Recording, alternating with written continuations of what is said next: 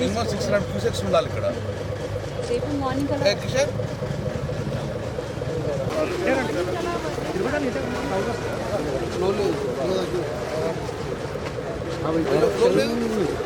వాళ్ళు అన్నారు ఇంకా 5 feet దాకా వాటర్ వస్తుంది అండ్ ఇదంతా కూడా ఫ్లష్ అవుట్ అయింది.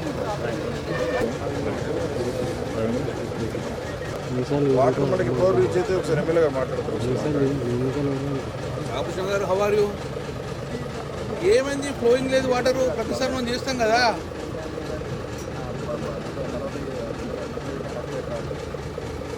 ఎంత ఎన్ని క్యూసెక్స్ వస్తున్నాయి? 2000 అంటే బెస్ట్. మనకి ఇక్కడ 600 అవి సరిపోతుంది, 600 ఏం సరిపోతుంది మనకు. Right, done. ఓకే, ఏమంటారా బాబు? ఇంకోటి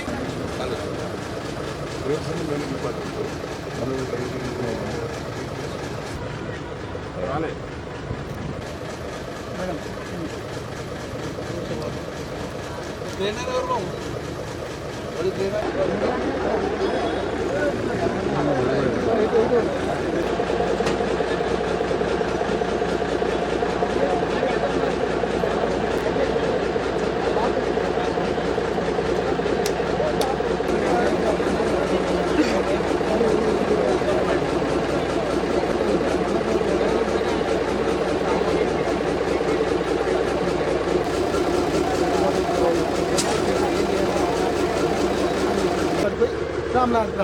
ఇటే మళ్ళీ బరాబర్ ఎంత 2 నిమిషాలు వేసుకుని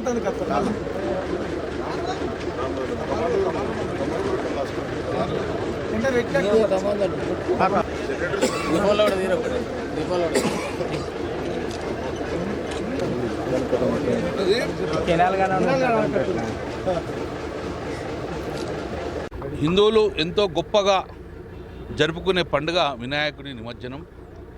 సో రేపు కరీంనగర్ నగరంలో మున్సిపల్ పరంగా అన్ని చర్యలు తీసుకోవడం జరిగింది గణేష్ నిమజ్జనం చేయడానికి. ఇప్పటికే ప్రభుత్వ పరంగా వాళ్ళు చర్యలు తీసుకుని భావిస్తున్నాను. కానీ ఇప్పటికి కూడా కాకతీయ కెనాల్లో ఇంకా ఫ్లో రావాల్సి ఉన్నది. కాకతీయ కెనాల్లో మినిమం ఇక్కడ 1000 క్యూసెక్స్ మెయింటైన్ చేస్తే చింతకుంటలో ఆ యొక్క విగ్రహాలు ఫ్లోట్ అవుతూ ఉంటాయి. ఇప్పటికే ఈ రాత్రి వరకే అన్ని క్రియలు ఏర్పాటు చేసుకోవాలని చెప్పి ప్రభుత్వం రిక్వెస్ట్ చేయడం జరిగింది. సో నేను ఒకటే రిక్వెస్ట్ చేస్తున్నాను, కాంగ్రెస్ ప్రభుత్వం వచ్చిన తర్వాత మొట్టమొదటి వినాయక చవితి జరిగేది. ఎలాంటి అవాంఛనీయ సంఘటన జరగకుండా చూసే బాధ్యత ప్రభుత్వాన్ని. మా పరంగా పూర్తి సహకారం ఉంటుంది. 1400 నుంచి 1600 పెద్ద విగ్రహాలు ఉంటాయి కరీంనగర్లో. 4 వైపులా 3 వైపులా, ఒకటి కొత్తపల్లి వైపు, ఒకటి చింతకుంట వైపు, ఒకవైపు మానకుంట్ర వైపు విగ్రహాలు డిస్ట్రిబ్యూట్ చేసేందుకు కూడా వాళ్ళు చొరవ తీసుకోవాలి. సో కంపల్సరీ టవర్ రావాల్సిన కూడా అవసరం లేదు. కొంత విగ్రహాలు మంకంతో కూడా కొంచెం పోతాయి కాబట్టి ఎట్లా వీలైతే అట్లా కూడా నిమజ్జన కార్యక్రమం చేసిన కూడా పోలీసు సహకారం కూడా తీసుకోవాల్సిన బాధ్యత ఉన్నది. సో ఎలాంటి ఇబ్బందులు కూడా జరుపుకోవాలి. నేను కూడా కోరుకుంటున్నాను, కరీంనగర్లో ఇంత కూడా ఎలాంటి అవాంఛనీయ సంఘటన జరగలేదు. భక్తి శ్రద్ధల మధ్యన అందరం వినాయక నిమజ్జనం చేసుకుందాం. చిన్న చిన్న ఇన్సిడెంట్లు కూడా డెఫినెట్గా మనందరూ కోఆపరేట్ చేసుకోవాలి. గతంలో ఎప్పుడో జరగలేదు కాబట్టి ఈసారి ప్రభుత్వానికి మున్సిపాలిటీకి సహకరించండి. మున్సిపల్ మేయర్ గారు, డిప్యూటీ మేయర్ గారు, తర్వాత కమిషనర్ గారు చాలా చర్యలు తీసుకోవడం జరిగింది. నాకు తెలిసిపోక అన్ని డెవలప్మెంట్ యాక్టివిటీస్ జరిగినాయి. చిన్న చిన్న రోడ్లు ప్రాబ్లం ఉండడం దాన్ని కవర్ చేయడం జరిగింది కాబట్టి సో నా ప్రకారంగా మా పరంగా 100% మేము ఫుల్ కూడా కోఆపరేట్ చేసుకొని ఎలాంటి ఇబ్బంది లేకుండా నిమజ్జన కార్యక్రమం చేయాలని చెప్పేసి ప్రజలు సహకరించాలని చెప్పి మనం కోరుకుంటున్నాం. కాంగ్రెస్ పాలన హైదరాబాద్ బ్రాండ్ ఇమేజ్ బీఆర్ఎస్ దెబ్బతీస్తుందని చెప్పి కాంగ్రెస్ చేస్తున్న వ్యాఖ్యల మీద ఇప్పుడు ఓన్లీ నిమజ్జనం చేసుకుందాం. ఇంకా చాలా ఉన్నాయి, పొలిటికల్ మాట్లాడే చాలా ఉన్నాయి. ప్రభుత్వానికి ఒక అవకాశం రేపుతున్నాం. ప్రభుత్వం కూడా మంచి చేయాలని కోరుకుంటున్నాము. ఇంకా చాలా సమయం ఉంది. ఇప్పుడు 1 year కూడా కాలేదు కాంగ్రెస్ ప్రభుత్వానికి. ఇంకొక 2-3 ఏళ్ళు చూస్తాం కదా. ప్రజలు ఇచ్చిన అధికారం కాంగ్రెస్ పార్టీ ప్రభుత్వం ఇచ్చారు. మంచి చేయాలని కోరుకుంటాం. మంచి చేయడం డెఫినెట్గా ప్రతిపక్ష పోషిస్తాము. ప్రజలకు వారు ఏమి ఇచ్చిన హామీల్లో వాళ్ళని డెఫినెట్గా ప్రజలకు అందే విధంగా మా ప్రతిపక్ష పాత్ర నిర్వహిస్తామని చెప్తున్నాం.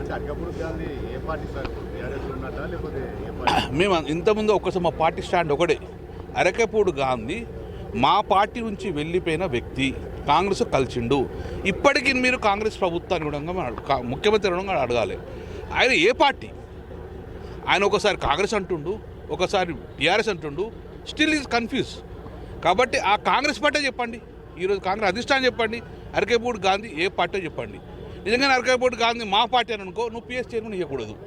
మా టీఆర్ఎస్ పార్టీ అనుకో రండి, తెలంగాణ మోరు రండి, అది మేము కోరుకుంటున్నాం. ఈరోజు అరకప్పుడు గాంధీ ఆయన చెప్పండి, ఏ పార్టీ చెప్పండి. నేను కాంగ్రెస్ అంటాడా, బీఆర్ఎస్ అంటాడా? బీఆర్ఎస్ అంటే రండి, తెలంగాణ మోరు రండి, మేము అందరం పోతున్నాం కదా. సో అది కోరుకుంటున్నాం. శ్రీధర్ బాబు ఏమంటారంటే ఆళ్ళ పార్టీ వ్యక్తికే మేము పిఎస్సీ చైర్మన్ ఇస్తే వాళ్ళే ఓరుస్తలేరు అంటున్నారు. మా పార్టీలో మమ్మల్ని అడగాలి కదా, ప్రతిపక్షాన్ని అడగాలి కదా. మేము హరీష్ రావు పేరు ఇచ్చినాం. హరీష్ రావు పేరు ఎందుకు అనొచ్చు ప్రతిపక్షం? ఎందుకు హరీష్ రావు గారి పేరు ఎందుకు ఇవ్వరు మీరు? అరకపూడి గాంధీ పేరు ఇవ్వడం అర్థమైంది. అంటే అరకపూడి గాంధీ కాంగ్రెస్ కండు వేసుకున్నంత మాత్రాన ఈరోజు కాంగ్రెస్ అయిపోతాడా? సో పోనీ నువ్వు అపోజిషన్ లీడర్ అన్నప్పుడు మరి మా పార్టీ మా కౌశల్ వింటుండగా రమ్మంటాను, ఎందుకు వస్తలేడు? మా కేటీఆర్ గారు, హరీష్ రావు కలవండి, కేసీఆర్ కలవండి. నిజంగా నువ్వు టీఆర్ఎస్ పార్టీ అయితే గిట్ట నువ్వు టీఆర్ఎస్ పార్టీ అంటావు, పిఎస్ చైర్మన్ అన్నప్పుడు టీఆర్ఎస్ పార్టీ అంటావు, డెవలప్మెంట్ కోసం కాంగ్రెస్ పార్టీ అంటున్నావు. సో ఇప్పటికీ ప్రజలకు అంత అర్థమైపోయింది. పదవి కోసం ఆయనే టీఆర్ఎస్ అంటాడు, పదవి ఆకాంక్ష కోసం ఉన్న కాంగ్రెస్ అంటాడు, పిఎస్ చైర్మన్ వచ్చే మాత్రం టీఆర్ఎస్ అంటాడు. అంటే కన్విన్స్ చేస్తాను, ప్రజలు మొత్తం అర్థం చేసుకున్నారు. పదవి కోసం పదవి ఆకాంక్ష ఉంది కాబట్టి తప్పక. ఇప్పటికే ఎంత డ్యామేజ్ అయ్యండు గాంధీ. ఒకప్పుడు ఎంత మంచి పొజిషన్ 2-3 సార్లు గెలిపించారు, ఎంత డ్యామేజ్ అయిపోయిండు. పదవి కోసం పిఎస్ చైర్మన్ కోసము అలాంటి దౌర్జన్యంగా తిరుగుతావా?